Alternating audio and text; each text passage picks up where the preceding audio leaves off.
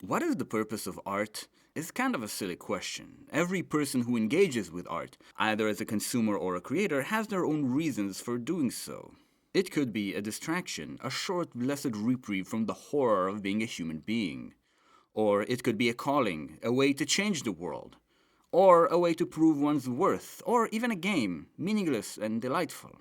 I like learning and I like teaching, so naturally when I think about narrative art, I think about it in terms of conveying information. Or better yet, conveying knowledge. The brilliant creator Generic Entertainment recently made a video about why we shouldn't turn Lord of the Rings into a blog post. He gave a lot of good reasons, but I was surprised that he didn't give the one that I thought was most obvious.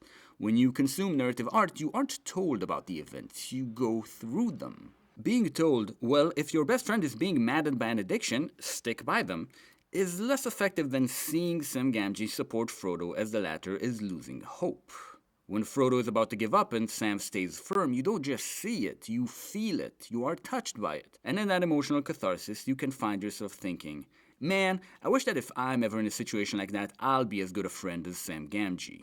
Reading the sentence, "Don't let your friends betray you," isn't as powerful as seeing someone plotting against and betraying an unsuspecting friend. It gives you experience, or at least some simulated version of experience. The most important field of knowledge for a human being is human beings. So whatever it is that good art teaches is usually about people. That's why you can learn something true and relevant to your life from great works of art, even if the plot takes place in settings that don't exist, like Middle-earth or Zion. But that doesn't mean that we can only learn from the greatest works of art. Smaller works teach smaller lessons, and small things can be important too, as my girlfriend keeps telling me. Is It Cake is a game show with a very simple premise. You, as well as the contestants, are called to guess whether something is cake or not cake. The task of placing an item into one of these loosely defined categories sounds simple, but it is harder than it sounds. These people really know how to make cake look like not cake. And that's it. You get shown an object and you guess. There's no plot aside from the contestants' rise and fall through the ranks, but it's not exactly Oedipus Rex. Is It Cake isn't something that's usually talked about as being high art or as delivering a message, but I think there's an important lesson to learn from it if we look for one. I get some comments and videos asking whether the creator intended to convey the meaning that I claim that the work conveys, or whether I just made something up. And the answer is always that the creator's intent is none of my business. Everything that is possible to be believed is an image of truth. We went through this. What is my business is the interaction between myself and the art. What it makes me feel and how it makes me feel that way. What it makes me learn and how it makes me learn it. After I've learned the message from the art, it just doesn't really matter what the creator intended.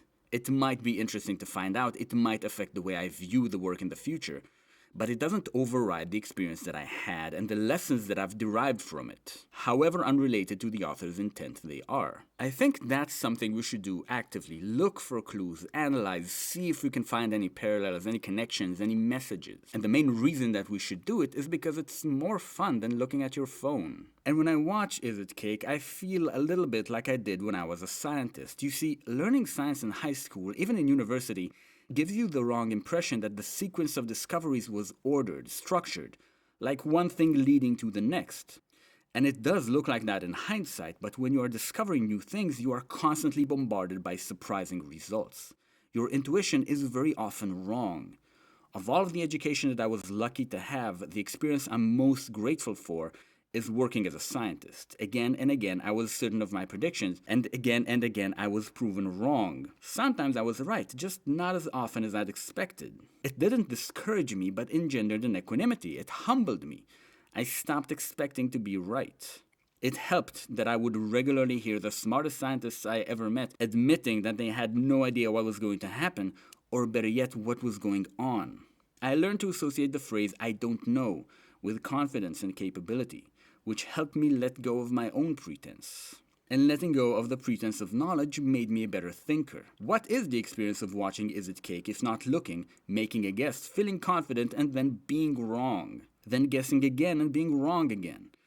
At some point you learn to admit that you don't know, and that is a skill that is becoming more and more valuable. Not just for scientists, we are all now bombarded by simulacrum and simulacra. AI-generated images pretending to be the real thing, YouTubers being paid to convey certain messages, bots flooding the internet with comments in order to make public opinion appear to have already changed. And my personal favorite, there's a certain type of outrage porn where one person complains about a very small slight, sometimes even crying, and a second person takes the video and talks over it, telling the viewer how to feel about the first person, that they are entitled, whiny, and spoiled. The viewer comes out of the watching experience feeling better about themselves because they are not so spoiled and whiny. And when I ask friends who watch that stuff if they are 100% sure that what they saw was real, they say that they aren't, but I feel like they are. My gut is telling me that it's 100% fake, that the first person is pretending in order to get the viewer enraged so that they would share it with their friends. But I don't know either. Maybe this woman really is that upset that they didn't let her return a shirt or whatever. In a world where our view is shaped more and more by what we see on a screen that is controlled by people we don't trust, it's becoming more important to admit when we don't know things. Buddha defined ignorance not as not knowing, but as thinking that you know when you don't. He claimed that ignorance hurts the ignorant person first and foremost, and I tend to agree. So why do people pretend to know even when it damages them? Because it's scary to admit that you don't. Just like in True Detective, it is a conflict of truth and ego.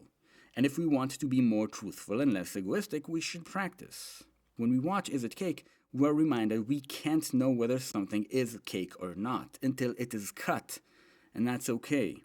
We can be okay with not knowing.